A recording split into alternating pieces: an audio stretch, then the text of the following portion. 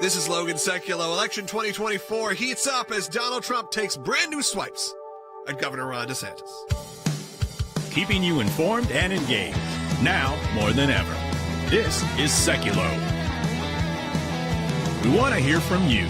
Share and post your comments or call 1-800-684-3110. And now your host, Logan Sekulow. Welcome to Sekulow. This is Logan Sekulow. Join me in studio is executive producer of Sekulow, Will Haynes, as we sit in for my dad and my brother, who'll be back later on. But today, we're talking about some brand new stuff that's happening. I don't know if you've been following this, but election 2024 has already started to heat up, including events happening just this weekend and just yesterday. From President Trump, who's officially running, you have people who are sort of on the unofficial list, who are making appearances, showing up in Iowa, as you do casually if you're the Florida governor, or as you do if you're Tim Scott or some of these other names. Right. You just show up in Iowa. No reason. I'm here just to hang out, meet people. Obviously, a lot of names are being thrown around right now. Nikki Haley, other people. But you have President Trump making his he's kind of back to making his big rallies and appearances.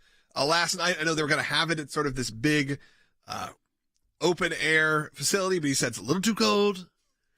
It's too cold. I've seen it on the news. It looks pretty cold out there so right now. So they held it, I believe, in an arena. But this even happened before then. Obviously, Trump's number one competitor right now, and I think we have some of the polls we could probably find later on in the show, is Governor Ron DeSantis of the state of Florida. So much so that it's already started to polarize this conversation, almost like there is no other option. There is Governor Ron DeSantis, and there's former President Donald Trump. And as we know, DeSantis has not officially run, or is not officially running yet. Everyone kind of assumes he will. Well, when you're making multiple stops in Iowa on Friday, it's not just a book tour anymore, Right. which has been kind of the guise that he's been able to fall under because he released his book. But when you're doing multiple stops and meeting with people that are even political leaders in Iowa as well, you know that this is the building the framework, the foundation for a campaign, especially since Iowa is one of the first states. I think it's February 4th is the Iowa caucus. Yeah. February 5th of 2024 is the Iowa caucus, so under a year. Under a year, 11 months away. We know we're only about 6 months away from the first debate for the Republican primary, so that will happen in August. So we know that's coming. So we know the jobs are going to start flying. And they did, again, this is from Donald Trump, from a campaign video I believe he put out, or some sort of video that he put out over just, yesterday. Yesterday he put this out, really taking direct aim at Governor Ron DeSantis, maybe more so than ever, not like a little jab here and there, but really kind of questioning his leadership, and not without, oddly, praising people like Charlie Crist, which is an odd move. If you are from the state of Florida, or you know the state of Florida well, you know these were governors of the past. Some had positives, some had negatives. But when you start trying to pull out the fact that Ron DeSantis has been a good leader for the area, that I feel like could crumble very quickly. But let's hear from Donald Trump, and then I want your thoughts. Give me a call, 1-800-684-3110. How do you feel about the infighting already beginning between your two presumptive leaders, Donald Trump, Ron DeSantis? Let's hear from Donald Trump.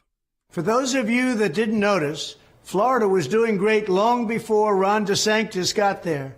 People are fleeing from New York to Florida and other places because of high taxes and out-of-control crime. It's really bad. Not because of the governor. Thank you, Mr. President, for doing that. But it's not because of the governor.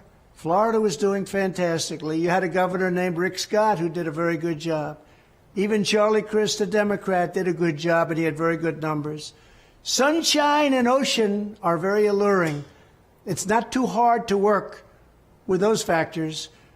So just remember, Florida was doing really well long before Ron DeSantis got there. Is this what you want this early? Do you want this sort of attacks being thrown saying, look, even Charlie Crist, a Democrat, was doing a good job way before Ron DeSantis showed up? It's all about sunshine and ocean. It is what it is. Typical kind of Trump rhetoric coming out, but from, again, one of the most popular figures right now, Ron DeSantis, in the conservative movement, if you will, whether you like him or not. I know people support Donald Trump. I know some people support Ron DeSantis. I'm more curious, how do you feel about this kind of rhetoric this early when we are dealing with so much real crisis coming from the Biden administration? I'd love to hear from you, 1-800-684-3110. We'll take those calls coming up. Former President Trump returned Monday to Iowa, marking his first visit to the early voting state since he announced his 2024 presidential campaign. The stop came days after Trump rivals were in Iowa, staking out their own ground. We will fight the woke in the legislature. We will fight the woke in education. We will never, ever surrender. And on Monday, Trump wasted no time going after Florida Governor Ron Desantis. Okay, so remember this. Ron Desantis. Did anyone ever hear of Desantis? The sanctimonious. In some people's minds, this is a race between two people. Not everybody, because as you mentioned, there's Nikki Haley. We expect, I think, Senator Tim Scott likely to get in the race. Mike Pence was making a move this weekend as well. A new poll shows support slipping for the former president in Iowa. The percentage of Iowa Republicans who say they would definitely vote for him in 2024 dropping 20 percentage points since June 2021. A newly released poll of Iowans shows the favorability numbers for Trump and DeSantis are nearly even. Sensing an opening, others are keeping busy in Iowa, including former UN Ambassador Nikki Haley, who has been holding town halls this week. I want to highlight one other number, though, from that DMR poll, the undecideds, the not sures. 20% said that they don't have an opinion yet on DeSantis, while only 1% said the same about former President Trump. So there's some potential ground there for DeSantis to make some inroads and build up his favorables, as well as the other candidates that could potentially be jumping into this field. Another thing about Trump and DeSantis going to, and Nikki Haley, being in Iowa, I think Tim Scott was there as well, probably Pence. I don't need to name them all. But it shows that Republicans are not writing off the Midwest. An important note about Iowa, guys, as you well know, it's not often a predictor of who becomes the nominee. The last Republican who won Iowa and became the nominee was George W. Bush in the year 2000. So it's been a while.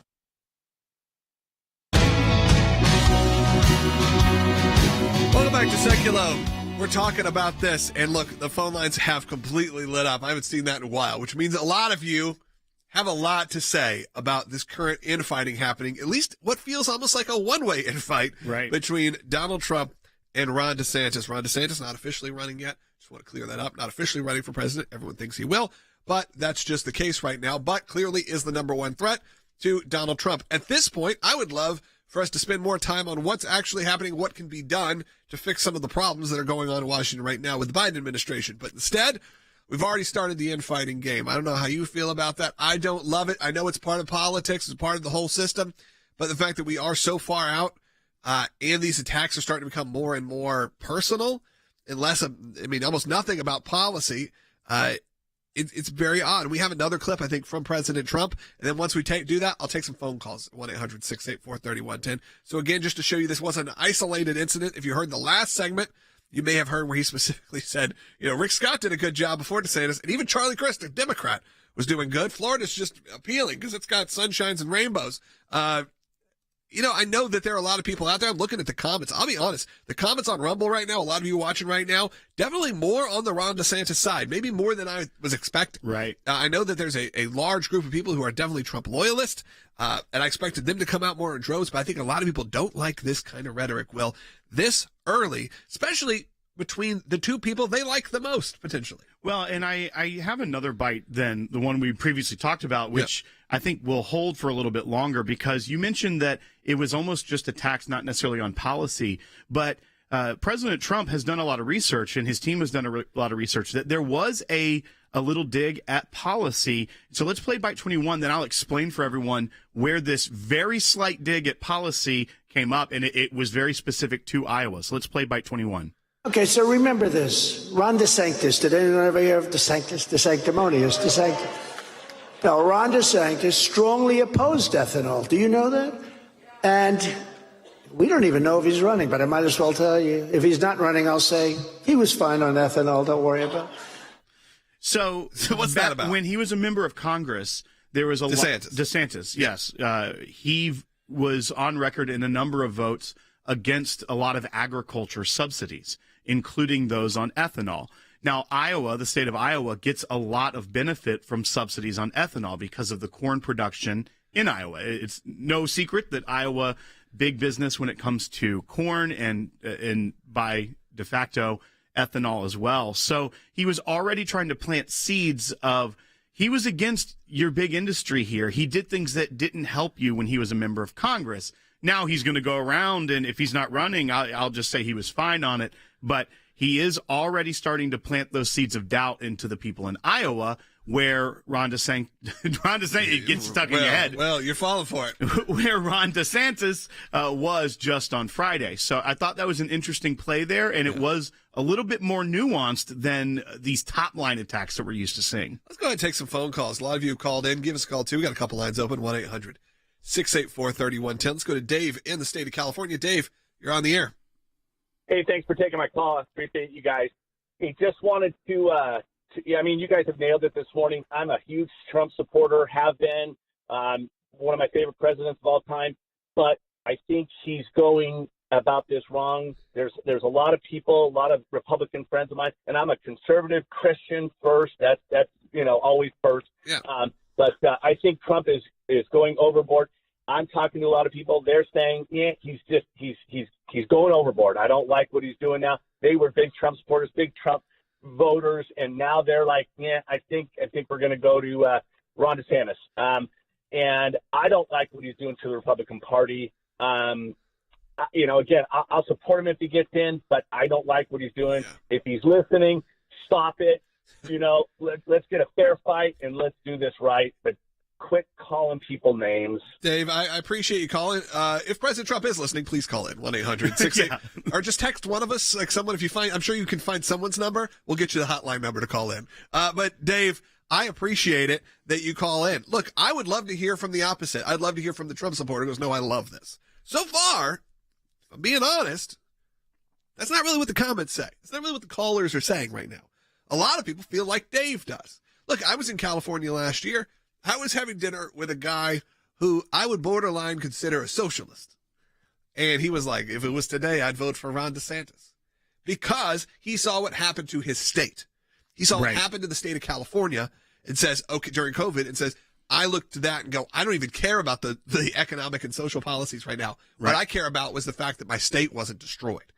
That's where Ron DeSantis is going to have not quite the uphill battle that some of these others will have. He was very good at that. I had beef with Ron DeSantis very early on. I'm sure there's bites of me complaining because of some of the big business that got to reopen in Florida before small businesses. I was one of them. Yeah, the hospitality industry almost got favor from the administration there. I did have a problem with that. It put a bad taste in my mouth. However, when I now look at that, 2 years later, 3 years later, I go, you got to think about this. In Orlando, Florida, I mean, he may hate, Walt Disney World now. Walt Disney World was reopened by June or July of 2020. Right. Think about how long it took for the rest of the world to open up. And he had the biggest tourist destination in the country reopened because of Florida's policies. I mean, local museums couldn't even figure out how to open. Look, I was just in San Francisco. It's not fully reopened.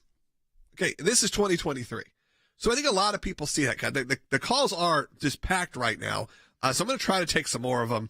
Are there any on here I'm looking that have maybe a different let's go to Ralph. You know what? Ralph in Louisiana, maybe he's got a different point of view. Ralph, you're on the air. Good morning. I love the show. I just want to say that maybe Ron DeSantis, I know he's not running for president yet, but maybe Donald Trump would pick him for the vice president. Yeah. They have policies that are similar. So, it'd be great simply because the Democrats are destroying the United States. Maybe two guys like Ron DeSantis and Donald Trump would be great for the nation. Yeah. Ralph, I think a lot of people feel that way. Look, Ron DeSantis ran as Little Trump. He really did. There are ads. There are ads where there's him putting his child in a MAGA hat and then making fun of him for just being a Little Trump and him embracing that. So, though I don't think you're right in that, and look, all is fair in politics. It's not like it hasn't happened before. Here's one issue with that currently. President Trump would have to change his state of residency now to be able to do that. Constitutionally, that's right. The president and the vice president can't be residents of the same state. Ron DeSantis is governor. He can't go ahead and change his residency unless he resigned, moved his family to become vice president. So that's not going to happen. It would have to be a huge, unprecedented thing where a sitting governor resigned, moved to a different state just to become on the vice presidential ticket. I don't even think about the fact that President Trump is a resident of Florida. I know that's why that's clearly why he made that statement as well, saying Florida was great under these other governors. Right. But that's interesting. I hadn't thought about that. So that's not going to happen. So if your dream ticket of Trump DeSantis, sorry guys, unless something majorly changes, I don't see that happening at all. Man, still just a ton of phone calls coming in. I want to take one more at least before we go to break. Let's go to Paul, also in California. You're on the air. Hey, thanks for taking my call. Well, I agree. I don't like the mudslinging from President Trump. I'd like to see policies, especially from what Biden has done lately in his cabinet to our country. And I'm from a golden state of California, so sunshine and rainbows are here, but people are leaving in droves. It has nothing to do with it. I want to hear your policies. Yeah, I agree with you, Paul. I think that's true for California. Look, we live in Tennessee, not exactly the land of beaches and rainbows. It is beautiful. It's quite here. Frigid right now, actually. It's freezing. Yeah. It was sleeting this morning. But guess what? We've had a massive explosion of people coming from where? The state of California. Why? Because of the issues there. Didn't necessarily have. Will and I went to a Fox Nation event a few weeks ago, and it was probably 600 people there. It was for Pete Hegseth's Miseducation of America Part 2. And we're in the audience. You can find me there. See if you can spot me. Take a screenshot. Send it to me. We're there. And in it, they did a point. They said they were taking Q&A. They said, who's from a couple people said they're from California. Pete stopped the show and said, how many of you are from California? And I would say a third or more of the audience, maybe half the audience, stood up. It was wild to see the mass exodus that came from California. And they didn't all go to Florida.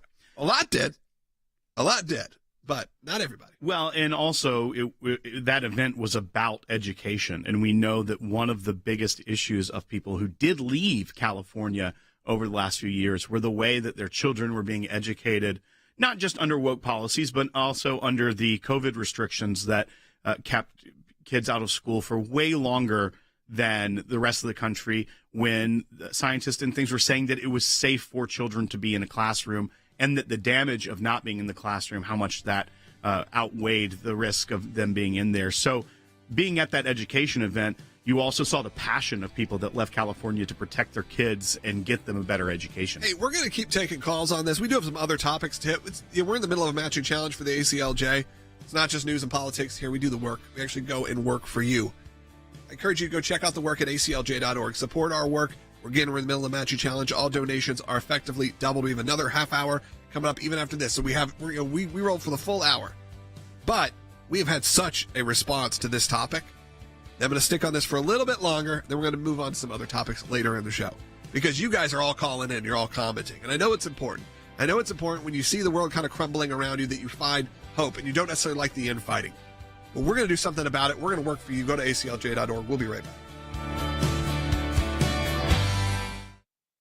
A group of pro-life advocates is accusing federal government employees of harassing them during the March for Life weekend. It all stems from an incident last month at the National Air and Space Museum. Some visitors there who just attended the March for Life claim they were taunted and targeted because of the pro-life messages on their clothing. We're addressed by two women in all black, presumably security guards, and they tell us indirectly, and they say, all people wearing a pro-life hat, take it off. I then said, this is a violation of our First Amendment right. Do they have a case here? Because it sure sounds like they do to me.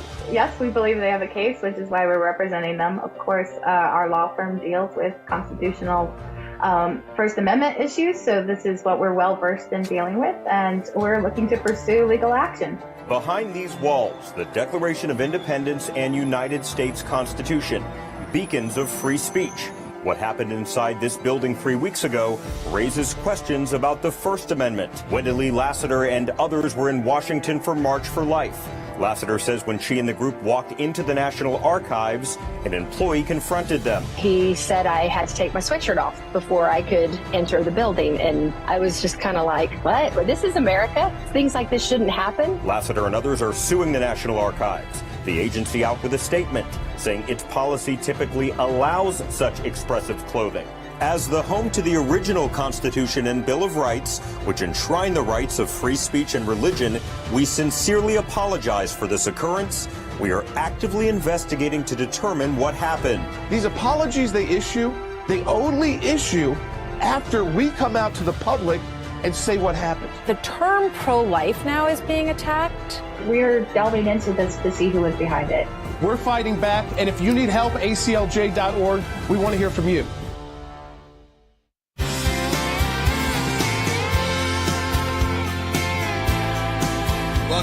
Sekulow. We are taking your calls on the DeSantis v. Trump fight that's starting to break out pretty hardcore. But we are going to be moving on for just a brief second. I don't know if you were watching. If you're watching on Rumble or YouTube or Facebook, you saw a video package that we ran during our commercial break about a win, essentially, that has happened, or at least movement that has happened in our fight against the Smithsonian. You may remember during the March for Life, there was a group of kids who were out there at the Smithsonian, at the National Archives, and they got met with some pretty angry security guards who told them to take off their pro-life beanies. They literally were just blue and said pro-life in their cool name.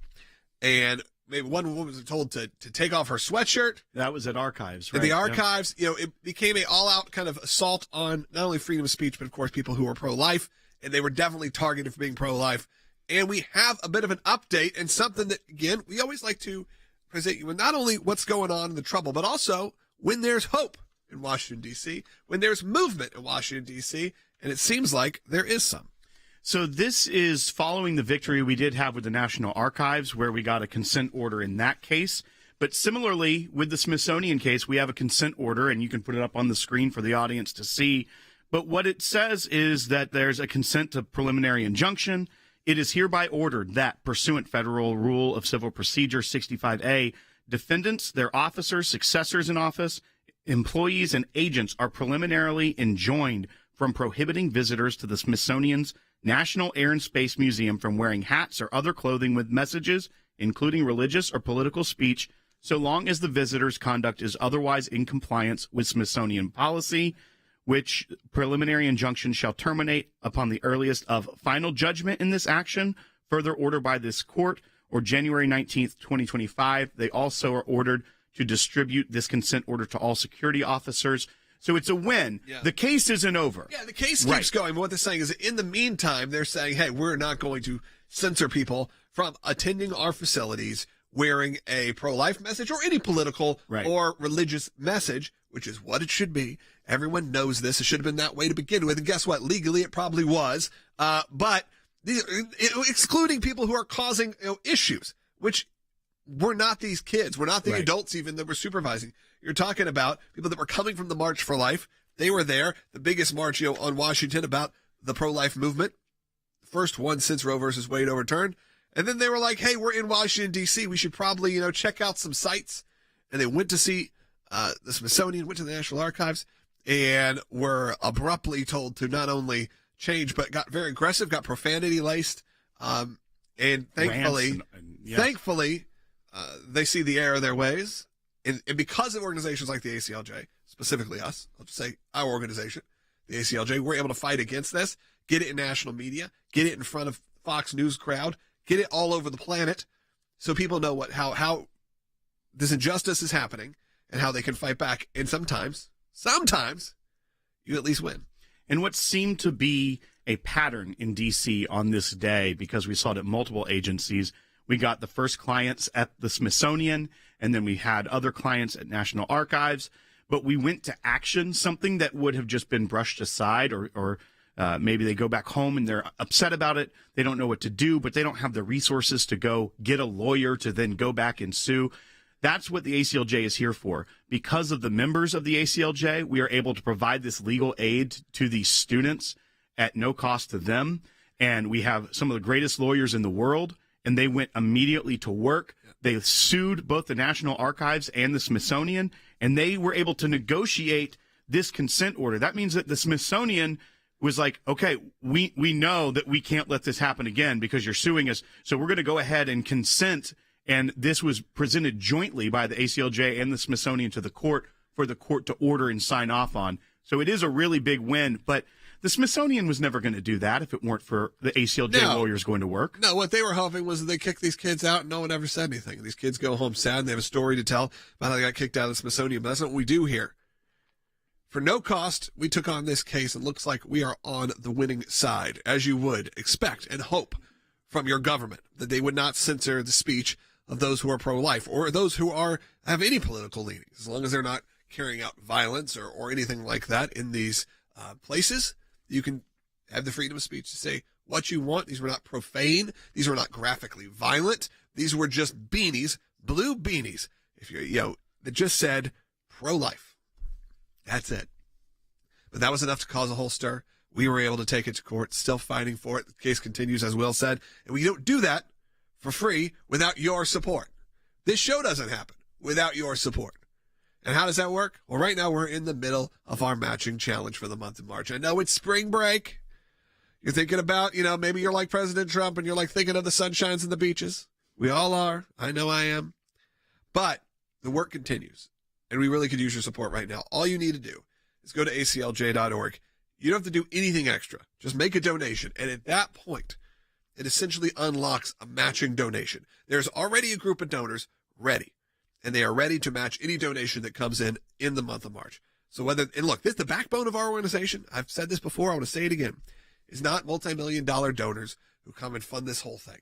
Sure, there are great, large donors that do help, but that is not the backbone. This runs on $10, $25, $40, $50 donations. That's how all of this happens.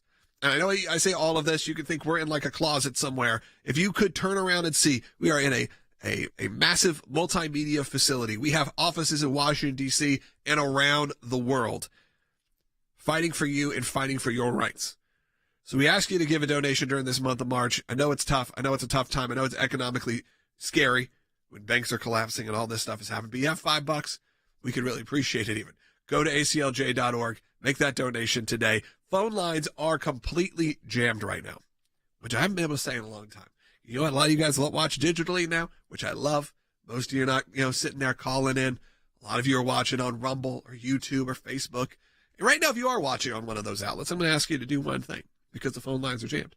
I'm going to ask you to do something that's absolutely free, but really does help us. If you're watching on Rumble, click that follow button. It's essentially subscribing.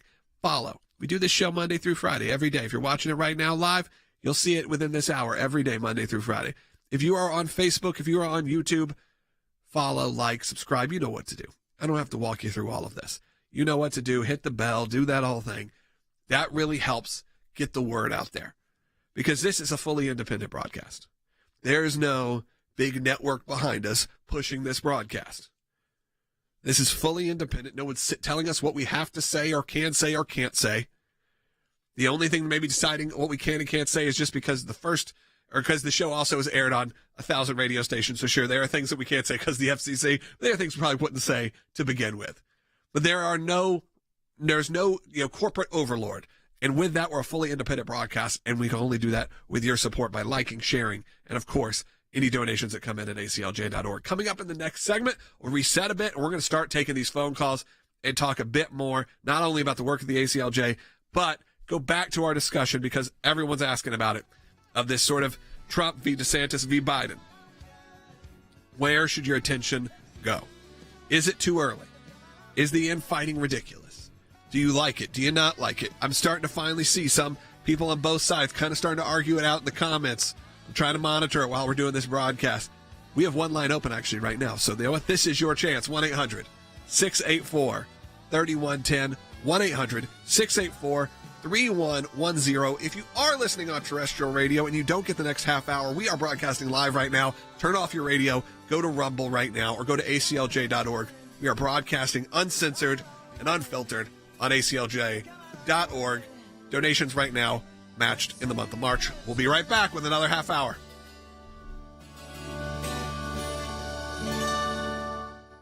Here's what I want to say to our ACLJ members, or for those of you that enjoy watching this broadcast. Whether it is going after the deep state, whether it is litigation that we're engaged in, whether it is defending the persecuted church and getting individuals out of prison because of their faith in other countries, whether it's training lawyers to fight for religious liberty, not just here in the United States, but around the globe, whether it is producing a daily, 5 days a week, 1 hour live television and radio broadcast heard on thousands of radio stations, on TV platforms, on social media platforms. Your support of the ACLJ enables us to do all of this. We want to encourage you to support the work of the ACLJ. And when you do that, you're supporting our production teams, our videos, whether it's that kind of production and other things that we are working on. The ACLJ is front and center on this. We're in a matching challenge campaign. Any amount you donate, we get a matching gift for. Go to aclj.org.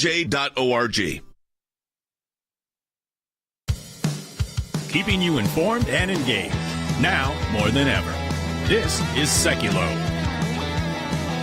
And now your host, Logan Sekulow. Welcome back to Sekulow. We are going to take your calls. If you're just joining us right now, we are talking about sort of the very beginning conversations that are starting to happen, that are starting to get a bit mudslingy with Donald Trump taking aim at Governor Ron DeSantis. Not Joe Biden, not the Democrats currently maybe in control right now and doing some damage to our country. We're talking about one of the most popular governors in the country and maybe one of the most popular potential people running for president. We have some sound from Donald Trump, and I think we should probably play that to reset it, Will. Right. Should we start with the first one? Where you want to go?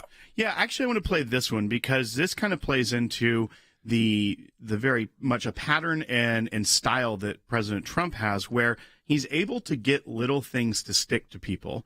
And even the Ron DeSantis line he's using, that gets stuck in your head and is going to be something that could diminish the stock of DeSantis a little bit. But this is another, it's not as nasty of an attack as some of the others, but it is something that a label that could get stuck to Ron DeSantis, and we're going to see how it plays out. Let's play bite number 7. And to be honest with you, Ron reminds me a lot of Mitt Romney. So I don't think you're going to be doing so well here, but we're going to find out. But those are the facts. But I'm proud to say the final numbers just came out, and the primary elections, 98.6% of the people that I endorsed in the elections, in the primaries, won. Think of it, 98, like your temperature.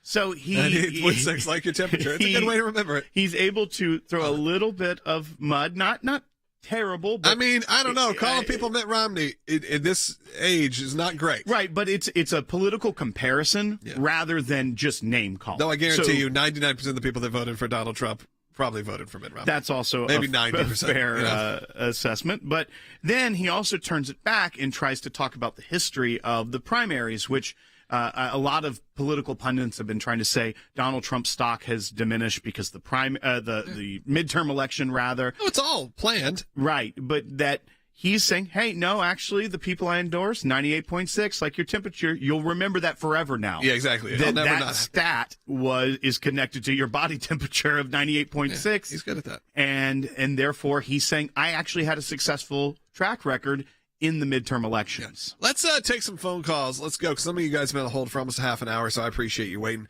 Let's go to Jerry in PA, line 2. You're on the air. Yes, hello, guys. I participated in Trump's campaign in 2020. I volunteered, and he won big in my county of Mercer County, Pennsylvania. But I have to say, I'm very disappointed in him so far. I don't like this mudslinging that he's doing. And not only that, and I hate what they did to him, the Democrats, the radical left, the media, and the big tech companies, they demonized him to such an extent that there are just millions of people who will never vote for him. He is wounded. And if he does get the nomination from the Republican Party, I'm afraid he'll lose in a big landslide loss to the Democrats. So I have to say that I hope somehow I guess he is going to run, but I hope he doesn't make it. I hope that somebody else, probably Ron DeSantis. Yeah. I hope he. And not only that, I saw a speech by Mike Pence, and he's pretty bitter about what he went through, he and his family, on January 6th. And I think he's just too badly wounded, and the left has managed to brainwash and indoctrinate enough people that he can't win anymore. This is interesting, Jerry, and I appreciate your call. And I know a lot of people share, a lot of people disagree with your opinion. But that's important. We have, hopefully all sides call in. What is interesting, Will, is the calls that have come in. Pennsylvania, California, New York, a lot of states. Right now, there's not a state or person who called in right now where Trump won. For this last election. Right. So you have people that are also a bit concerned and a bit bitter because they saw what happened in the last election. They don't want to repeat history. Right. And they know that though his county won, they didn't see a statewide victory. In some of those states, obviously New York and California are going to be very hard to ever win as a Republican. But Pennsylvania is always one of those sort of out there, even if it's a red herring. Hey, give us a call right now, 1-800-684-3110. Continuing this discussion, heading into the next segment, taking a lot of your calls. If you're on hold, please wait. I'll get to you coming up. Volodymyr Zelensky has given qualified support to the peace plan proposed by China and has said that he plans to meet with Chinese President Xi Jinping. This came after Beijing at United Nations General Assembly reiterated its support for diplomatic negotiations and offered solutions to end the conflict, which has now entered its second year. I am planning to meet with Xi Jinping, and I think it will be beneficial for our countries and for the world's security. Together with China, we have large trade. This is not only about war. We are countries interested in keeping our economic relationships. Zelensky welcomed some parts of the Chinese 12-point peace plan, while saying that there are some parts in the plan which he doesn't support. He also said that China's interest to broker peace was not barred and is an important signal that they would help Ukraine in ending the hostilities. However, he raised apprehensions whether the words given by China will translate into effective actions. He also made it clear that a country which is braving the war can be the only initiator of any peace plan and decide its conditions. It remains to be seen exactly how sincere Beijing is about ensuring a peaceful resolution to this conflict. U.S. officials say their intelligence indicates that China is considering providing weapons to Russia, which would only prolong the war, not bring it to an end. The Ukrainian leader also said that any plan that did not include a full Russian troop withdrawal would be unacceptable to Kyiv. The 12-pointer plan, which calls for political settlement of the crisis, was met with mixed reactions from other stakeholders as well.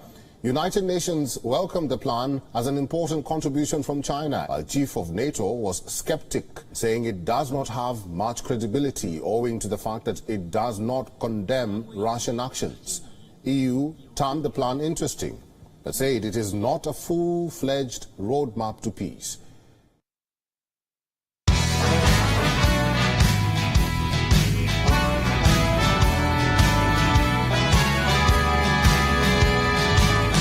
Sekulow. Look, we're going to have a lot of topics to cover today. We've talked about some of them. We've talked about some of our wins. We've talked about what's moving on.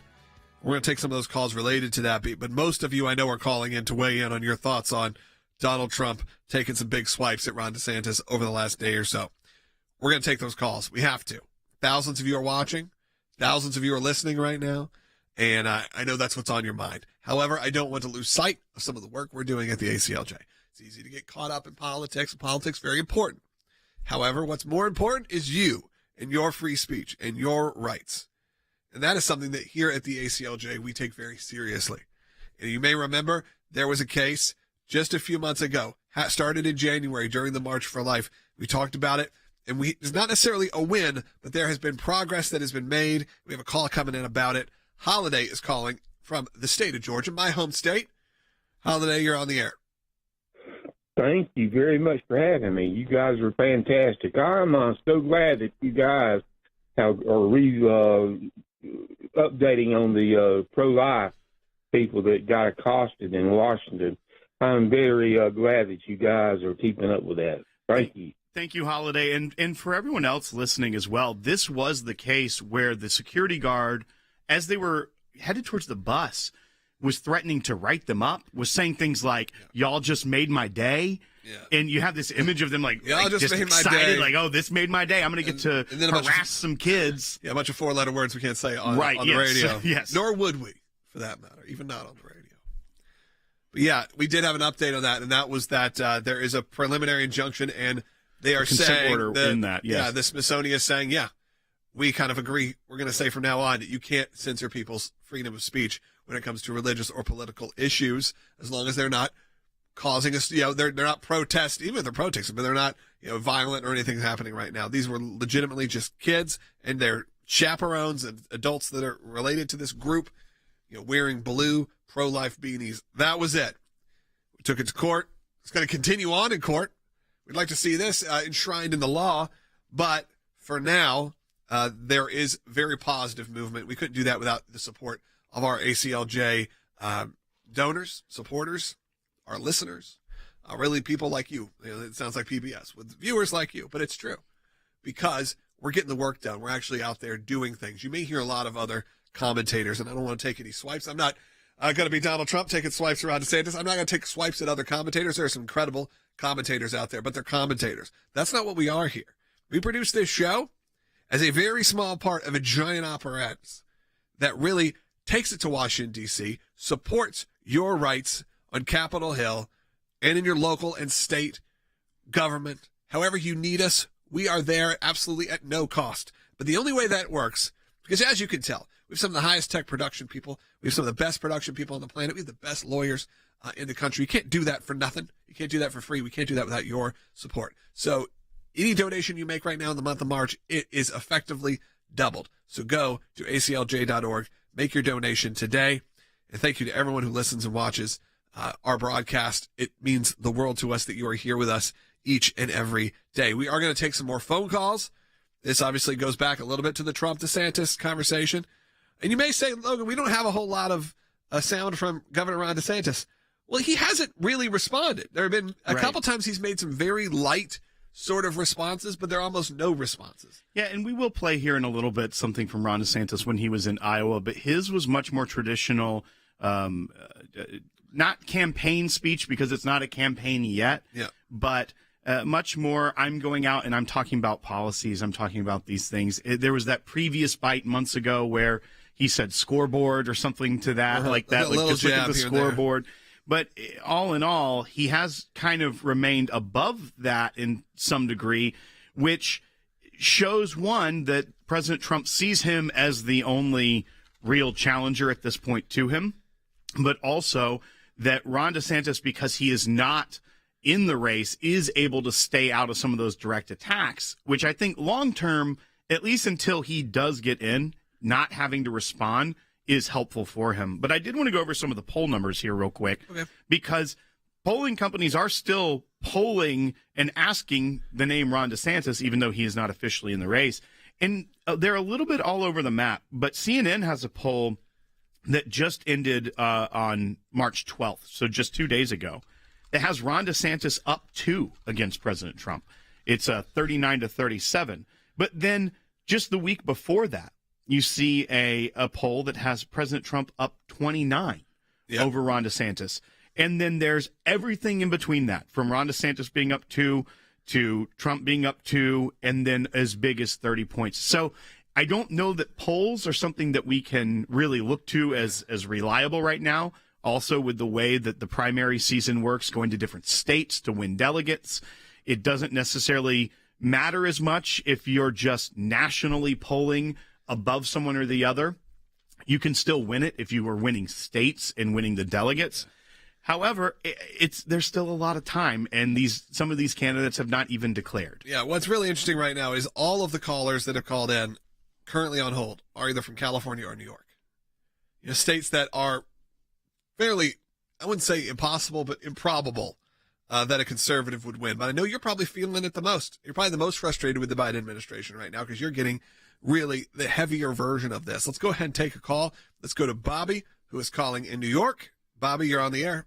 Hi, Niagara Falls on the American side. Hi, Logan. All right. Sounds good. Hi, guys. I'm worried that this whole thing is going to hurt Ron DeSantis' political career personally. And what bugs me is that Trump and DeSantis are united in the same cause. So I don't think that he should be criticizing DeSantis for that reason. And I just wish, I know it can't happen, but I wish your dad maybe would put a bug in Donald Trump's ear so that Donald Trump would talk about his accomplishments rather than criticizing somebody who believes in the same cause that Donald Trump does. And thanks for taking my call. No, Bobby, thanks for holding for a half hour. I appreciate it. And Bobby, I don't disagree with you. I actually think one of the faults of the 2020 campaign from the Trump administration, I said this whole time, was not celebrating a lot of the victories that were happening. There was still a lot of pot shots. There was still a lot of anger being thrown. And this was at a point where you had the Abraham Accords, you had some big moments that had happened, Supreme Court justices, which obviously we all see paid off in a massive way this year, in the last 12 months. But he didn't run on that a lot of times. For some reason, the political machine doesn't think Americans care about that. They don't think they care about the Supreme Court. It's all until maybe this year, until maybe this time the Democrats cared. But they never bring it up. They don't bring up peace in the Middle East that was essentially solved during the Trump administration. I don't think they mentioned the Abraham Accords once during the debates. I don't disagree with you that that's where we should be focused right now is, do you feel better than you did 2 years ago, 3 years ago? I think a lot of Americans don't feel that way. We've seen a nation on the brink of a world war. We have seen your gas prices soar. We've seen all of these problems that have keep coming up. We see Chinese balloons flying over, spying on us, and we're having to shoot them down with missiles. I don't feel that way. I don't think a lot of people do as well. And I think we have a call coming in from Rhonda in California who feels similarly. Rhonda, you're on the air. Oh, yeah. Thank you for taking my call. Yeah, I basically agree with what a lot of the callers are saying. I just feel Trump is being very unwise to focus on DeSantis, who isn't even announced that he's running for president, Yeah. So it's just colossal waste of time to me. He should be tooting his own horn, talking about all the great accomplishments. To me, as an African-American woman living in Southern California, Biden has proven that Trump's policies were better. Yeah, Rhonda, I think that's an interesting statement. Look, I'll be honest, I'm pretty surprised by the amount of people that have called in who are not supporting President Trump in these kind of remarks. Now, obviously, there are comments. I'm looking at the thousands of you who are commenting. This is just a handful of calls that come in at one time. But all of them have very similar points of view. Very few have been, if you are one of those people who are like, tried and true and you believe that this is the right move that President Trump should be making, I do want to hear from you, by the way. I'm going to ask you to call in right now at 1-800-684-3110 because I don't want it just to be once. I don't want this to be the bashing, Trump hour. That's not what I wanted from this. I wanted an actual discussion of, is this what you want as the American people? Overwhelmingly right now, the answer is no, according to the comments and the calls. But I would love to hear from you, Sil. We got one segment coming up, but we will take more comments at 1-800-684-3110. And one thing I would say to Rhonda's call is that yes, one, we aren't playing every bit of President Trump's speech, so he is talking about good things that he has done as well. We are kind of keying off on the most newsworthy because it's exciting as we head into the election season. But I would never count out the political strategy of President Trump because he's shown that he's very good and makes a lot of the right decisions when it comes to who to attack when. I do think that attacking President Biden could be a very good strategy for a politician, but there's some reason that Donald Trump is wanting to attack Ron DeSantis right now. I don't know what the insight on that is. Maybe it's to exhaust us. Right. Maybe to the point where you get sick of Ron DeSantis. I wouldn't count him out when he does that because he knows what he's doing. Yep. All right. Phone lines are lighting up. We'll take as many of these as we can. Coming back, we are in that middle of that matching challenge. You heard it before. You'll hear it again. ACLJ.org. All donations made in the month of March are effectively doubled by another great group of donors ready to match your donation. We'll be right back with final segment of Sekulow.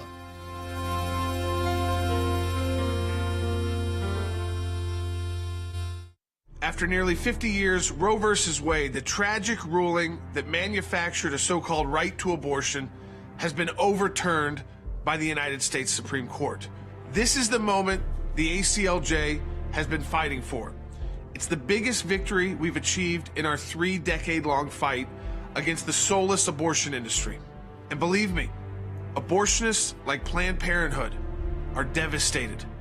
This victory would not have been possible without the steadfast prayer and support of ACLJ members like you.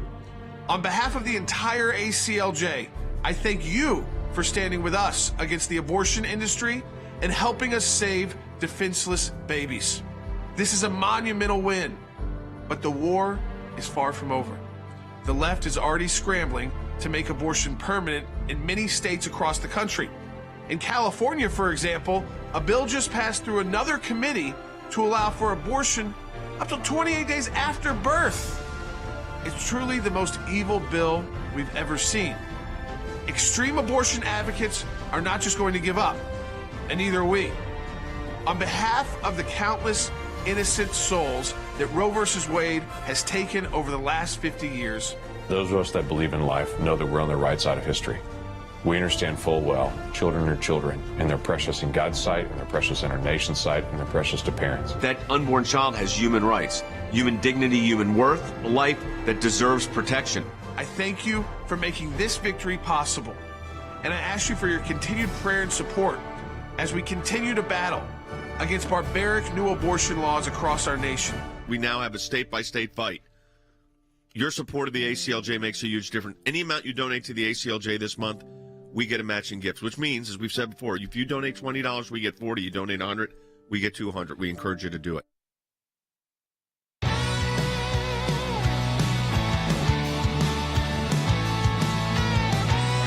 Welcome back to Sekulow. We are going to take a lot of your calls coming up, but we did have a bite, Will, from Ron DeSantis, and a lot of people said, there's a lot of comments you're playing from President Trump. You're not necessarily playing any from Ron DeSantis. That's right. So this was on his speech at the end of last week when he was in Davenport, Iowa, and this is basically kind of the theme that he's going around the country with these speeches that he's been giving. So let's go ahead and take a listen to Bite 22. So we say very clearly in the state of Florida, we will fight the woke in the legislature. We will fight the woke in education. We will fight the woke in the businesses. We will never, ever surrender to the woke mob. Our state is where woke goes to die. Yeah, you kind of heard that rhetoric over and over again. Right. That's been his kind of theme. I am a little worried about that in the sense of we are so early, and I feel like I've heard where woke goes to die now. I feel 100 times already, and he's not running for president yet. But I understand that that's what people want to hear right now. But it was also a part of his gubernatorial campaign. Yeah. And so a lot of that is carryover, and he's able to tout that record. He's able to showcase his book as well. And that is a lot of what these are, at least on the surface, what these speeches and this tour is doing, even though the groundwork of a campaign is also there as well. The other thing of why he's probably not announced already is, one, having to still decide if that's 100% the direction he wants to go. Yeah. But as of right now, and the Florida legislature could change this, he would have to resign as governor to run for the national office. And so that's where there is this. So it's not like a senator. It's not like a senator running. Which right, and this happen. is a specific Florida law. It's okay. Not to. Interesting. It's not everywhere. I didn't know that either. Right. So if he were to the governor, because in the law they have already, they would want focusing on being the governor of the state. And that's also some of the criticism people had given to Ron DeSantis was you just got elected, and they tried to play that during the campaign. Charlie Crist, who I don't think there was a nod to from President Trump earlier. I think that is a valid complaint, which is you just spent 2 years essentially running for governor again. For re-election, yeah. For re-election, you just got it. Now you're going to abandon your state. I don't think that's an invalid complaint from the state of Florida, especially when he's so popular. Now, you'd assume that if this happens again, and whoever would replace him would be someone of similar interest. And I think there's some great people in the state of Florida who are in politics already. Someone like a Jimmy Patronis, who's been on this broadcast before, that I really think is great and could do some really great things for the state. However, now I was unaware of that. I think a lot of people are. That for him to make that call, he has to step down immediately. That kind of throws it off. I don't know if I'm Ron DeSantis. I'm running for president. Well, but that being said, the legislature has signaled that they would be amenable to changing that law. Okay. It doesn't. I don't know the timeline on that per se, but I think that right now at least is the calculus of why he's not announced. Yeah. But he also may not fully know. He may still be wondering, is this the right move at this time? Because he's young, he's still very popular. If he can finish out a second term and he have even higher stock, it could play. The long play could be better for him. Let's continue on. Cecilia, we're going to go to you in California. You've been on hold for 40 minutes. I appreciate it. It's a long time on hold. I'm glad we don't still pay for minutes the way we used to. Cecilia, you're on the air. Hi, good morning, guys. Thank you for taking my call. I just want to say we already know Trump is the best at policy. He's already proven himself executing policy, so we don't need to really distrust him in that. He's all about loyalty, by the way, and this is not the time for softness. Trump is a package deal, a guy from Queens, New York. He's a fighter. DeSantis is a fantastic governor. He needs to keep holding the fort down there in Florida and fight for the Floridians, and maybe now is not his time. But Trump, we need toughness. He threw a monkey wrench in the globalist. Oh, Cecilia, I don't know what happened, but I think we got your point. I feel bad for her. I don't even know how you get that dial tone anymore. Phone just dropped. Yeah. Cecilia, I'm sorry. If you can call back, maybe we can get you back on. Great call. 4 minutes. Great call. At least you had a different point of view, and I was really enjoying your call. I'm sorry. But look, there are a lot of people that feel that way. As Will said, with the Florida election just happening, I'm sure there's a lot of Floridians that feel that way. They don't want to see him go just yet. They may want him to be president at some point, but maybe not now. Let's continue on with the phone calls. Let's go to Richard calling in California on line 4. Richard, you're on the air. Hi, thank you for taking my call. So comment on the last caller too. So I'm in Southern California, which the Dems are losing a lot of popularity here right now. but also, you know, being a minority, being a Christian and Republican, I have to say this. You know, I agree with Trump. I voted for him the first time in 2020. I didn't vote for him because of his looks or his attitude. I vote for him for his policies. But you got to have some class. You know, we're marching in the same direction. And if you got to march in the same direction, you march in step. But he's showing us that he wants to run over whoever he needs to march in that same direction. And I think as a Republican Party, we need to have some class and show that that's the way we need to run our country. A country that's run in order. But he's showing opposites. So I don't think he's going to be doing too good. He needs to stop it. He's going a little too far. And also what he's kind of saying about our foreign policies and what he's saying about the policy, he's going too far on it. He needs to pull it back a little bit. But I really would like to see him have some more class when it comes to this kind of situations. Yeah, Richard, that seems to be the prevailing message from a lot of our callers and commenters today, which is, yeah, I supported him. Yeah, I voted for him. And I would potentially do it again. I mean, up against Joe Biden, I think a lot of people would still vote for him. But they don't care for this rhetoric, and maybe we're heading into a different time. It doesn't feel that way because Washington, D.C., and look, if you're watching a lot of conservative broadcasts, there's a lot of anger there. There's a lot of fear there. They're not preaching hope. They're not preaching a message that's really that positive. Maybe we need that. Maybe we need some people who can do that. Maybe you find hope in outside. Maybe you find it in a Tim Scott or a Ron Desantis. Ron DeSantis also kind of, the way he talks is very Trump-like in terms of the way he talks about sort of fear and the way he talks about the woke. And there is a bit of, it's not all positive. It doesn't all have to be positive. We know the world's not positive, but it's not exactly that same thing. But appreciate your call. Thank you. Let's go to Thomas to wrap up our calls today in California as well. Thanks for California and New York. Reppin', you're on the air. Thank you very much. Thanks for taking the call. Thanks, I think man. Donald Trump is doing exactly what he needs to do.